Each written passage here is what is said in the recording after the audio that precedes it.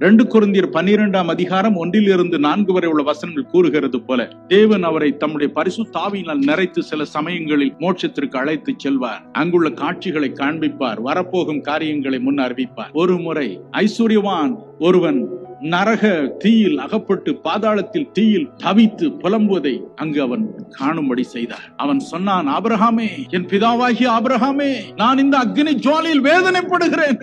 அந்த காட்சியை பார்க்கும்படி செய்தார். நரகத்தில் உள்ள பல பல பாகங்களை பார்க்கும்படி செய்தார். நரகமாவது மோட்சமாவது, மரணத்திற்கு பிறகு வாழ்க்கை ஏது என்று சொன்னவர்கள் அந்த மறுமைக்குள் பிரவேசித்து மனம் கசந்து அழுவதை அவர் கண்டார். ஆயிரமாய் ஜனங்கள் உட்கார்ந்து புலம்பி அழுகிறார்கள்.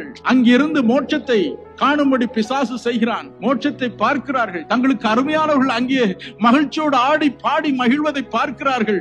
ஐயோ, என் தாய் எங்க இருக்கிறாளே, எனக்கா எவ்வளவு அவள் அழுதாள், என் தகப்பன் எனக்கு எத்தனை புத்தி சொன்னான், கேளாமற் போனேனே, ஐயோ என் சகோதரி அங்க இருக்கிறாளே, நானோ இந்த நரக வேதனை பாடுபடுகிறேனே என்று புலம்பி அழுவதை கண்டார். சில சமயங்களில் இந்த அக்னி ஜுவாலையில் வாட்டி எடுக்கப்படும் ஆத்துமாக்கள் அலையின் வேகத்தினால் கரையில் தூக்கி எறியப்படுகிறார். அவைகள் எண்ணுகின்றன, ஐயோ நான் தப்பி விட்டேன், இந்த மலையில் ஏறி மறுபக்கம் குதித்து விட்டால் எனக்கு பிழைப்புண்டு என்று ஏறுகிறார். ஆனால் நரகத்தில் உள்ள அந்த நெருப்பு அலைக்கு ஒரு ஜீவன் உண்டு. அது பாம்பின் நாக்கை போல சீறி போகும். இந்த